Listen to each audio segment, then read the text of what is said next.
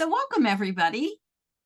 Today I'm thrilled to have my special guest, Michael Weintraub, who is a chi running and walking coach. And he certainly has been the person who has helped me change my posture and keeps me walking without injury or at least not getting any more injured than I already am. And it's really what I found is I've been working with a physical therapist for the last 2 years, and it's concretely put into practice what my physical therapist has been teaching me. So, Michael, do you want to talk about a little bit about what chi walking and running is, the basic principles? Certainly. So, first of all, thank you, Karen, for having me as a guest, and congratulations on your new journey, if you will, with the vlog and with everything that you are doing to promote good health and good living. I'd like to really talk briefly about perhaps 5 of the main principles of chi walking and running. And I will focus on chi walking, although many of the principles are very, very similar. As a way of introduction, however, chi walking is really not only a way to learn how to walk safely and efficiently, but an ongoing practice similar to Tai Chi, yoga, meditation, or anything you do consistently to work to get better. Perfection is definitely not the goal, but paying mindful attention to the process itself so that ultimately it becomes a lifelong and daily practice. So the first principle really is something that Karen has alluded to in some of the videos that I've seen, and that's body sensing and kind of building this mind-body connection.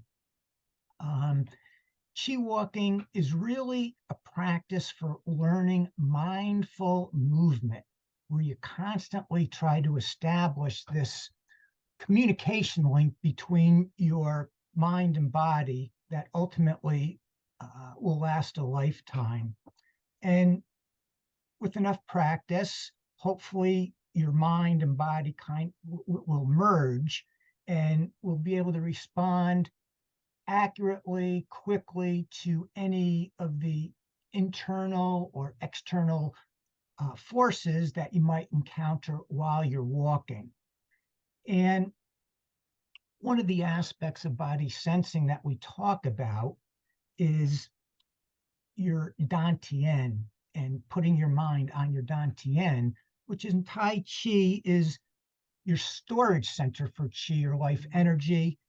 And the idea is to shift the workload from those smaller muscles in your legs to your dantian and to your core. Michael, would you like to just tell people where the dantian is located in the body? Yes. So in short, the dantian, if you were to go about 2 inches below your belly button and put your index finger on that point and imagine it going about 3 inches inward toward your toward the front of your spine. That's really your body's center of mass or your dantian. It's the origin of movement. So we're going to talk a lot about that, and not today, but in chi walking and where you lead from. In other words, where your walking is centered and where you want to lead. You want to lead with your dantian. So that's the first principle. Second principle is, and one of the main themes of chi walking and running is energy efficiency and injury prevention. And certainly that's what one of the reasons Karen invited me is to talk about the injury prevention portion of it. So everything we do in a workshop is really centered around these two themes, because when you walk efficiently, you eliminate really these two main sources of injury: overuse and impact. Overuse is, or overuse injuries happen when you're overworking your muscles and moving inefficiently. So, for example, you're walking too far, you're walking too fast, um, you're into new shoes, and you're simply overusing those muscles that aren't accustomed to working. The impact injuries are caused by walking with stiffness, with walking with too much impact in your stride, which causes the undue stress in your bones and joints. So in conventional walking, an example of that would be overstriding, heel striking, which causes that impact. That's a second major theme. The third is alignment and relaxation. And not only in my workshops, but when I continue to coach clients, even in races, I always tell them, if they forget everything, remember alignment and relaxation, because every focus we talk about center or emanate from alignment and relaxation. So alignment and relaxation is really the means by which you create this energy efficiency and help prevent pain and injury. So one of the cornerstones that we borrow from Tai Chi is this concept called needle and cotton, where needle is your structural column, okay, around which your body rotates. Cotton represents the relaxation of the moving parts of your body. In other words, your shoulders, your hands, your arms, your pelvis, legs, ankles, feet. And when you are able to walk in this more fluid manner, then you are able to walk more efficiently, prevent injuries. When your core is strong and your arms and legs are relaxed, you can walk in a way that is powerful, it's balanced, it's fluid. And conversely, if you're not aligned and relaxed, your chi doesn't flow as easily. It's kind of like that garden hose example where if you twist the garden hose, the water's not going to flow through it. But if it's nice and straight, you get a nice fluid stream, so to speak. There are two types of alignment: postural alignment and directional alignment. So postural alignment is simply that alignment with the pull of gravity.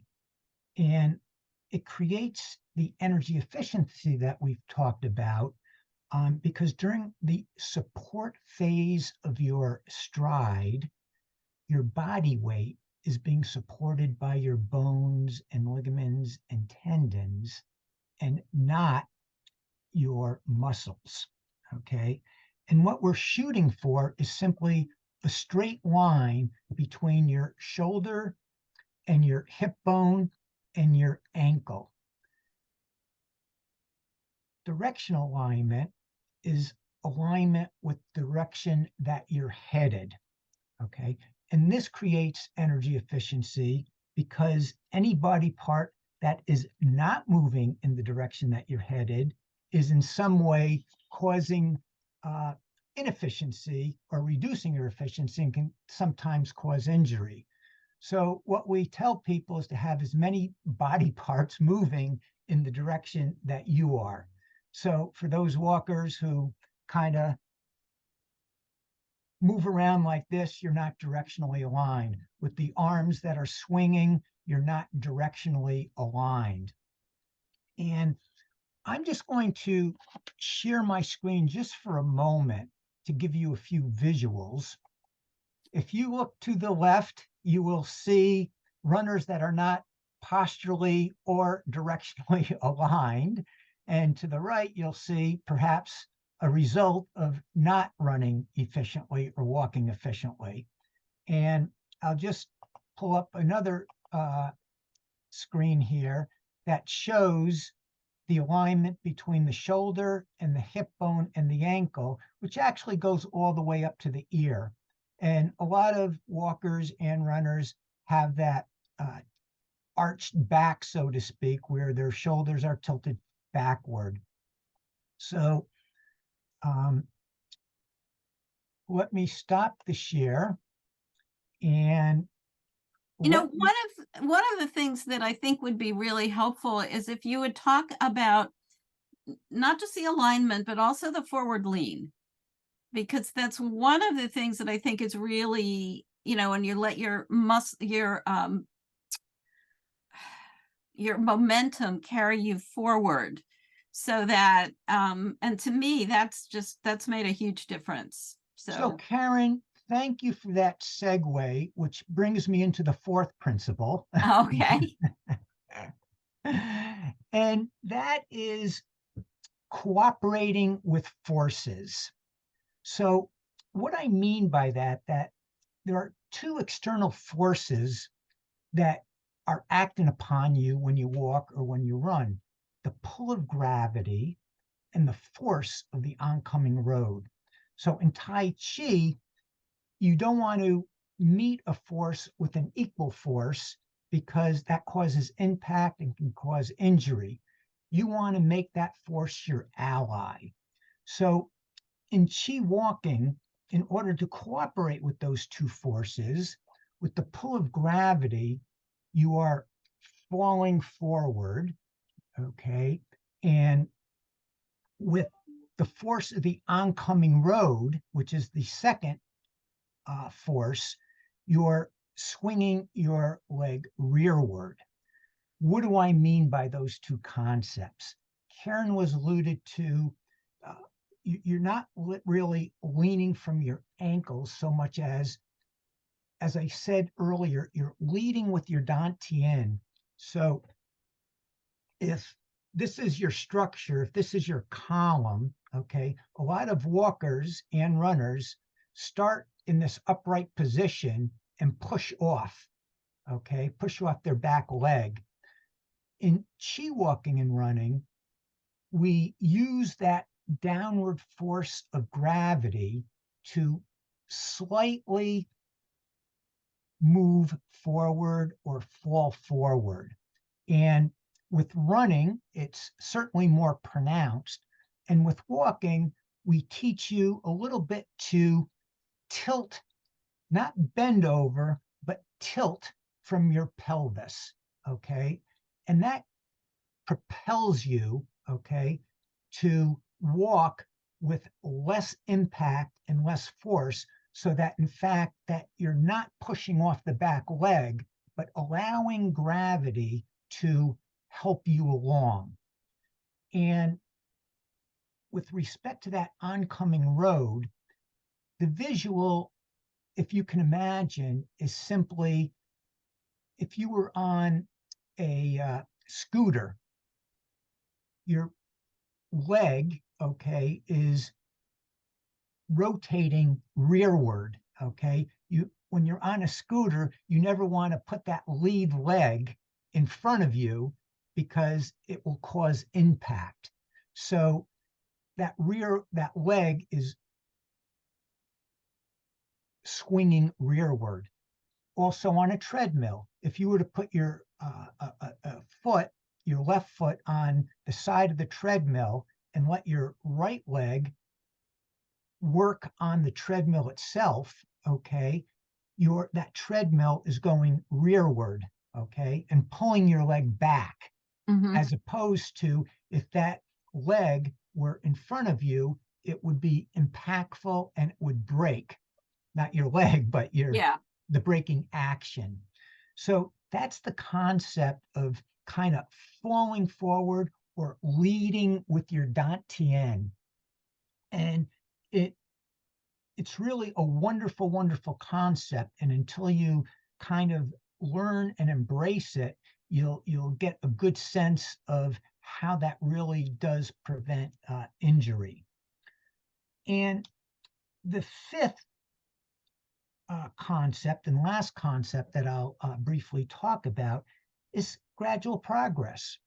And the key to injury prevention is gradual progress in anything new that you're doing, such as you don't want walking distances that you're not used to, walking at speeds that you're not used to, even new shoes, new technique, and even with mindfulness, trying to do too much too soon.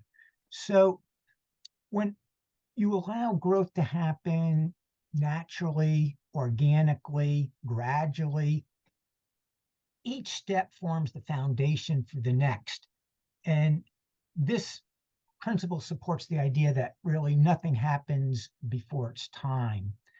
And one of the things about Chi walking is oftentimes we say it's not about walking at all, but the embodiment of mindfulness training.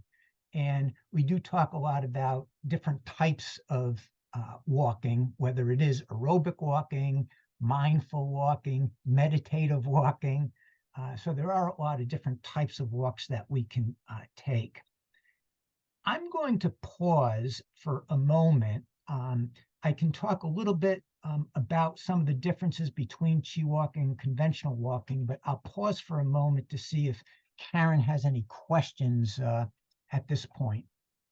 Well, I think that you have, at least in the workshop I took with you, I know you said that, conventional physical therapy is about strengthening your muscles. And you can strengthen your muscles until the cows come home, and it's not going to do any good. That it's the muscle engagement that's important. And I think what you're talking about is that part of engaging the core is using your dantian. Yes. Is that correct? So do you want to talk a little bit more about muscle engagement? Yeah. So your dantian is simply a location or your body center of mass, where your core is actually those group of muscles, okay, those lower abs, below the, between, I would say, the belly and the pubic area. And when you engage your core, not like a sit-up or a crunch, but simply engaging. So as you lift from the crown of your head, okay, and you engage your column, you'll feel that little tightness in your lower abs. That's all we mean by engaging the core. And in fact, engaging your core will strengthen it. Okay. Mm-hmm. I'm not saying don't do core exercises or yeah, I wouldn't. whatever your PT or others might say, but by practicing these Chi focuses when you're not running or walking actually helps to instate them when you are. So whether you're standing in line at the bank or in a grocery line, or whether you're at your desk, if you're, again, with good posture and engaging your core, that actually will strengthen your core without, the exercises. Again, I'm not saying don't do the exercises. Oh, yeah. Help strengthen them. I don't know if you saw, I had a video, and I'll put a link to it in the upper left-hand corner, that there is a balance on a half foam roller that has really been key for me, not just in strengthening core muscles, but in teaching me how to engage them. It's really been instrumental in then getting out and practicing that engagement and walking. So I want to, one more quick topic before we conclude, and that is you did a triathlon to celebrate your 65th birthday. And so because I'm gearing this channel toward older people who are wanting to get active and stay active, what kind of is one thing as an older athlete would you say to somebody who's also wanting to be active in their older, what's some advice you have to keep Yeah, going? it's a good question. And the truth of the matter is I registered for to do the Ironman at 65, but because of COVID, I actually did it when I was 67. So not a big difference, but And I didn't know it was an Iron Man. I didn't realize it was an Iron Man that yeah, it was an you'd done. That's Ironman. even more impressive. Yeah, for those of you who are wondering what that is, it's a 2.4-mile swim, 112-mile bike, followed by a marathon race. And I actually medaled in that, up in Lake Placid. But my advice, I guess, is twofold. First, have fun and enjoy.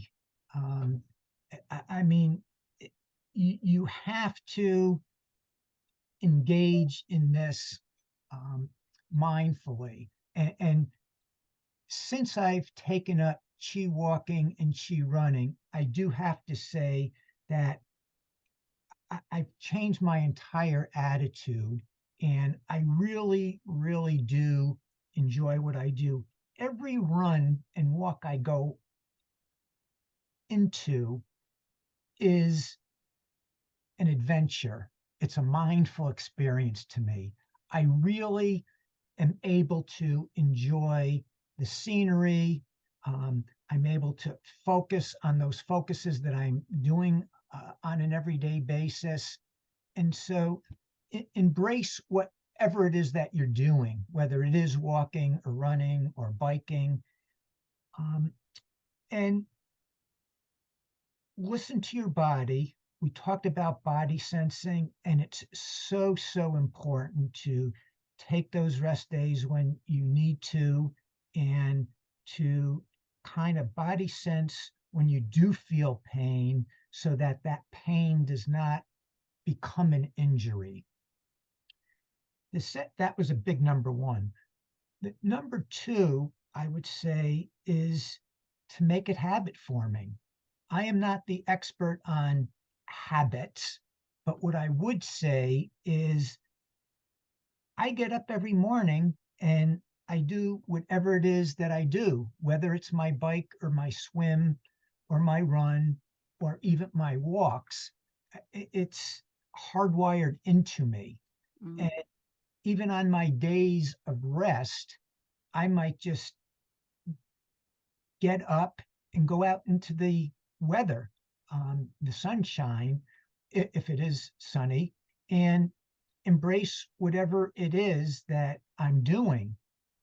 Um, and I am not one. I live in the Northeast, and I do typically go out 365 days a year. Um, Not always, but take advantage if the weather is inclement or if it's unsafe to go out, to walk in a mall, to do the treadmill, to have your own bands or whatever it is that you use at home or in your gym, but try to make it habit forming. But enjoy it, make it a mindful experience, and remember gradual progress. You know, that it may take weeks, may take months, and it may take a lifetime. Yeah. Yeah. This is about keeping going for a lifetime.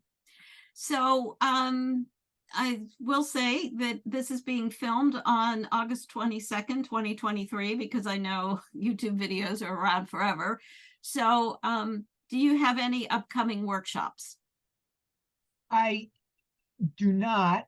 I just actually completed with the owner of Chi Living a 24, well, we're actually in the middle of a 24-week marathon online training program and Okay. a 16-week half marathon training program. So there are none scheduled at this moment. However, if anybody is interested, it is easy enough to schedule a workshop around an individual. So I'm always happy to do that, or certainly one-on-one coaching as well, and instructing. And how do people contact you? Yes, I'm going to share my screen.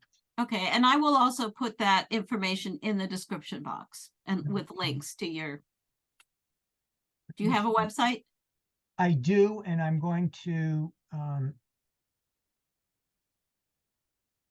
Okay, let me just make sure. Can you see this?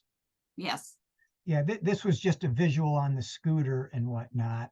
And you'll see on There's the the left, lane yeah, we you'll talked about. see on the left, Danny Dreyer, the co-founder, you'll see that structural line. Um, and he's running, but you'll get the idea of nice alignment between the heel and the hip and the shoulder. And I always like to show the road runner because his forward flow is a little bit more, but he's going a lot faster.